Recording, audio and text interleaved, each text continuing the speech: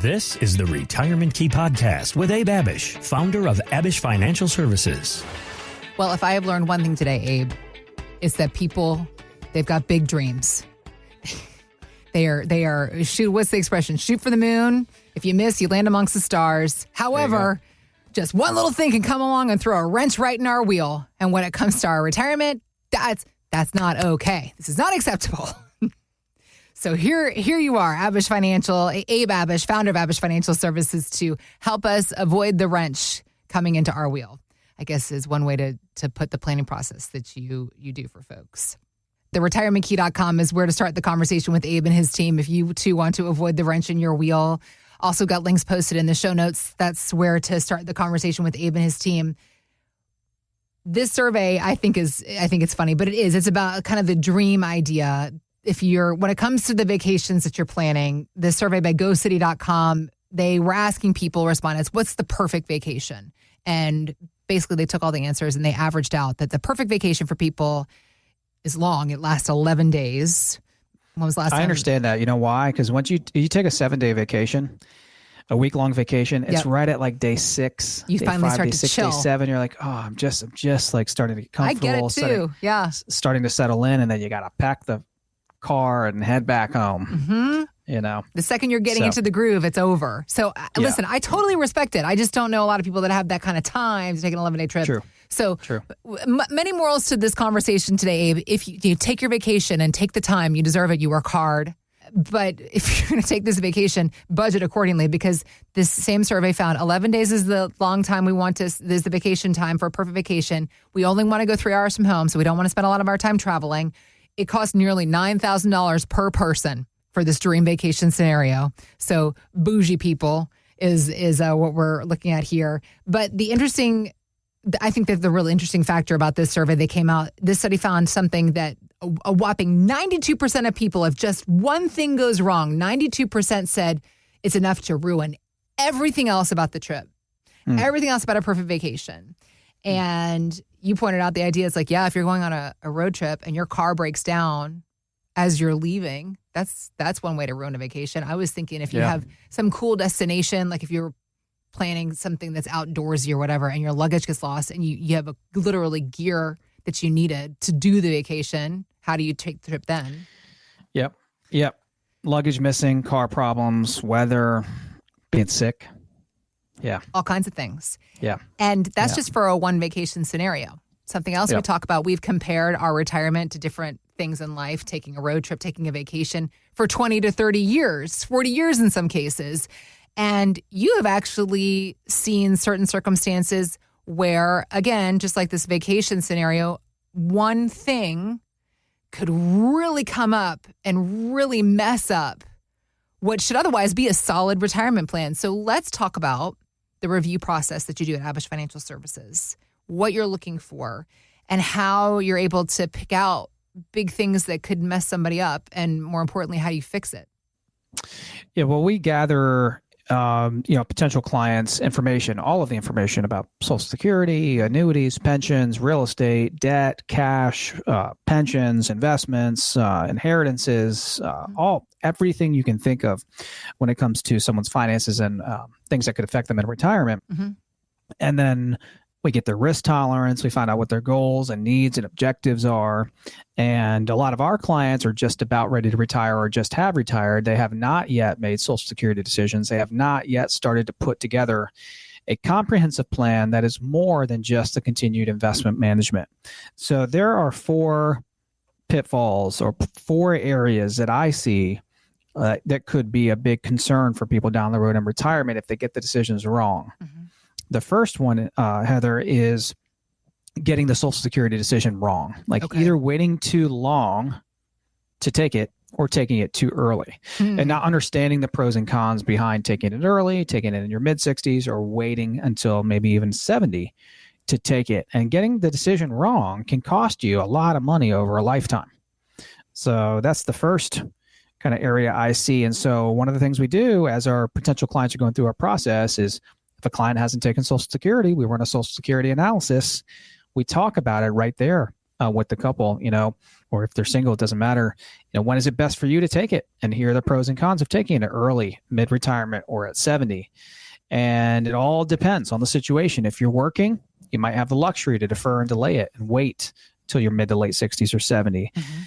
If you're retiring early, you may not want to tap into your nest egg. You may want to leverage the Social Security income, that guaranteed income from the government, to help take pressure off the nest egg. It's not right or wrong. The decision's not right or wrong. Right. But it's understanding it and making sure you get the decision right, because if you get it wrong, it could be costly. So that's the first pitfall that we see. Got it. Second pitfall, and I really want to spend some time on this during this podcast. It's failing to take on a more conservative investment approach, or in other words, taking on too much risk or continuing to take on too much risk when it's not prudent, when you've advised not to do so, and you just can't get over, not having 20 and 30% returns anymore, and you want big returns, and what comes with big returns are big potential losses.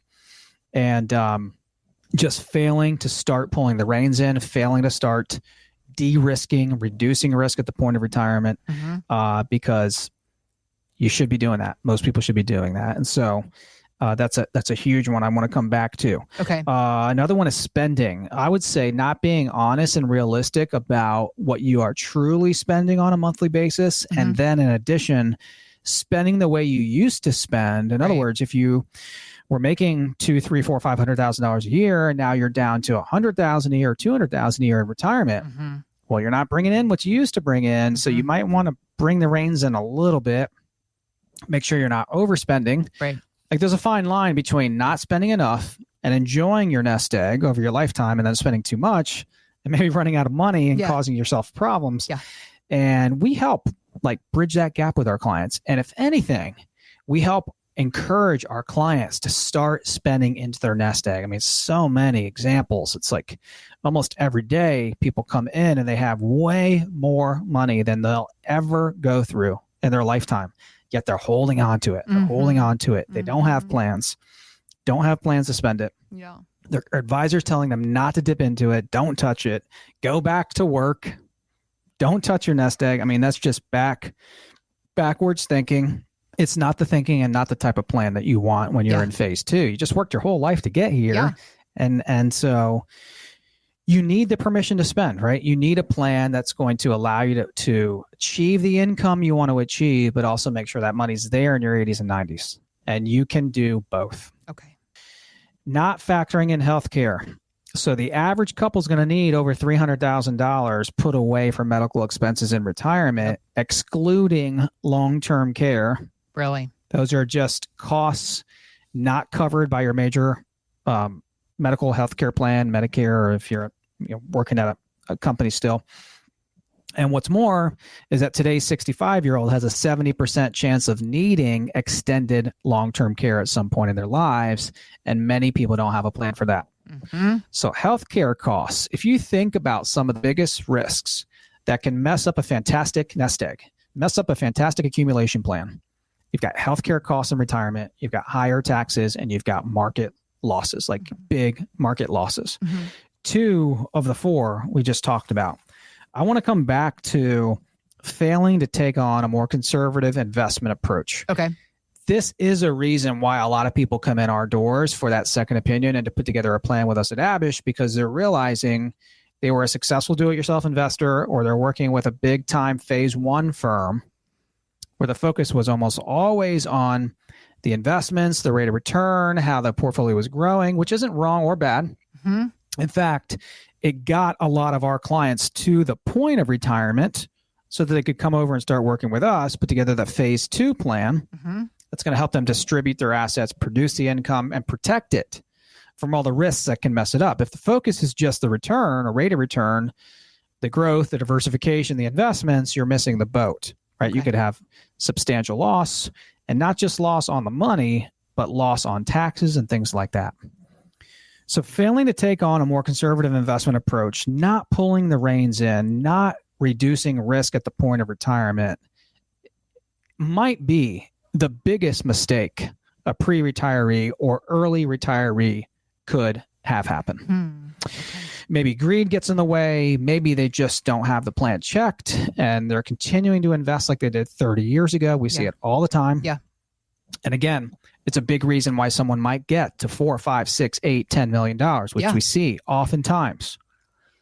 But then if we, as your financial professionals, are telling you, Heather, that you've got $6 million saved, you are never going to get through this money. You're going to be able to pass on a ton of money to your kids and grandkids. You can do everything you want to do in retirement. Then why would you continue to be 90% in stocks and 10% in bonds? Why would you continue to be nearly 100% in stocks and very little in cash and bonds and fixed instruments?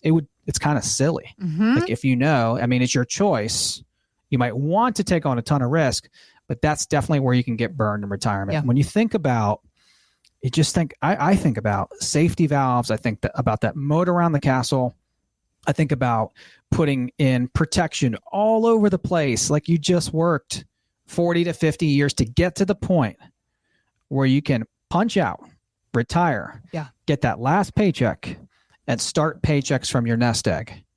Be smart, be prudent, be proactive. The markets go up and down.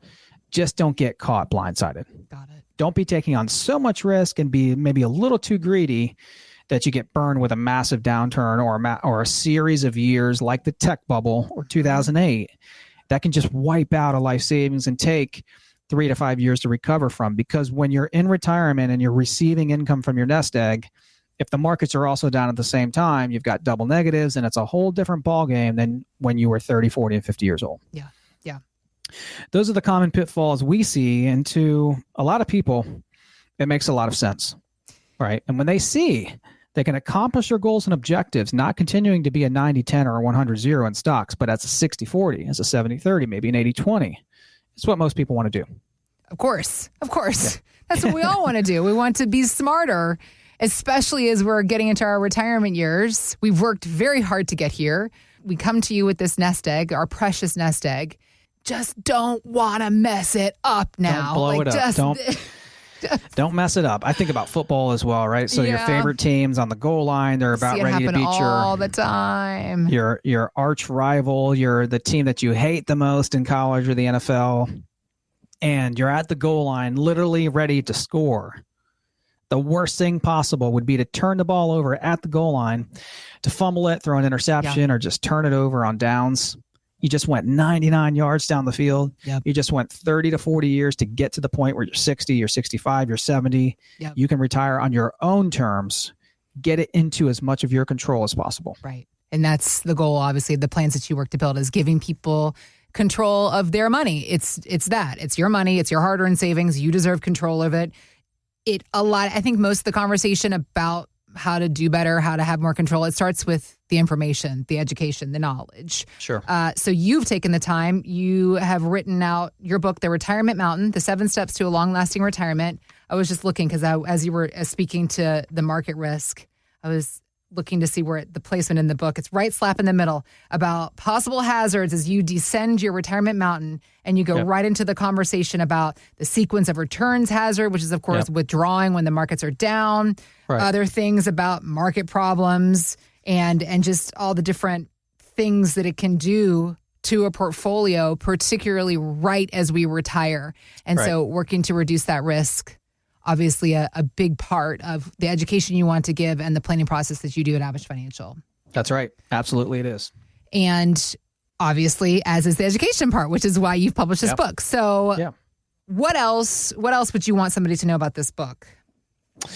Well, for anyone that hasn't retired yet, or maybe has just retired, and you feel like you're still in that phase 1 part of a retirement plan where you're still invested like you were 10, 20, 30 years ago, and you're taking on too much risk, and you're like, Abe, but I've got $3 million, $1 million, $2 million, $5 million, $10 million. I feel like I have enough. That book can help you because you need a new type of plan. We call it a phase 2 retirement plan. There are only 2 phases to a retirement plan: growth and then income. Okay. It doesn't mean you stop growing your nest egg. Right. I mean, you're going to live another 30 plus years. So the focus still needs to be there on growth. But maybe if you were 80, 90, 100% in stocks, you bring the reins in some or a good bit. I just met with a couple the other day. late 60s, 70s, like 68 to 71, and they're like a 90-10, 90% in stocks, 10% in bonds and cash. On their workbook, they said they want to be a 5. And I said, do you realize there's a huge disconnect between how you're invested and how you want to be invested? And they said, that's why we're here. Did they know, or were they? Yeah, they realized. They were working with an advisor at the time? They were working with another advisor firm. Frustrating, Abe. Who continues, well, as a phase 1 advisor, if you're just looking at rate of return and the growth, they're kind of doing their job because they're getting paid to help the clients grow their money. Yep. They're not getting paid to put together a comprehensive plan to help them distribute it and get all the money out and reduce risk. This is the difference of the work. Different mindset. A lot. Phase 1 advisors. Yeah. Go ahead. Phase 1 advisors, Heather, they'll recommend actually for people to go back to work. They'll recommend not touching your nest egg and portfolio because think about it. The portfolio and accounts will start going backwards. Their fees will start going down. They don't want clients touching their monies. We are the exact opposite. You come to Abish, we're a phase 2 distribution retirement planning firm that I believe excels at helping people get money out of their portfolio so they can enjoy it and live on it. Right. And they turn it over to us so they can worry less and less about their money and financial decisions. It's the point. It's what you deserve for your retirement. So if you are looking for some help in this space to understand how to exit the growth phase, enter in that income and distribution phase while still having some growth opportunities, we got to keep up with inflation. We got to add security, layers of protection. This is what Abe and his team specialize in, and they are here to help you in this process. TheRetirementKey.com is our website and where you can go to start the conversation. We also have links posted in the show notes. Also more about the book. If you want to read Abe's book, you can buy it on Amazon. Anybody that comes in for a first appointment will give you a complimentary copy. I believe there's a way for you to download a PDF file of it. Abe, you just want this information out there. I love that about you. You're just like, here, educate yourself. That's Retirees of America. Right. Do better, know better. Yep. That's right. So lots of ways to get this information. We've got links to the book posted also in the show notes. Just want to help you do as best as you can in your retirement years is the goal of Abe and his team. So again, start the conversation. Visit us anytime at TheRetirementKey.com. Thanks for listening to the Retirement Key Podcast with Abe Abich. To learn more about Abish Financial Services, visit TheRetirementKey.com. And join Abe for his radio show, The Retirement Key, Saturdays at 8 a.m. and 2 p.m. and Sundays at 8 a.m., 2 p.m., and 5 p.m. Abish Financial Wealth Management is a registered investment advisor with the SEC. Registration as an investment advisor does not imply a certain level of skill or training, and the content of this communication has not been approved or verified by the United States Securities and Exchange Commission or by any state securities authority. The information contained in this material is intended to provide general information about Abish Financial Wealth Management and its services. It is not intended to offer investment advice. Investment advice will only be given after a client engages our services by executing the appropriate investment services agreement. Information regarding investment products and services are provided solely to read about our investment philosophy and our strategies.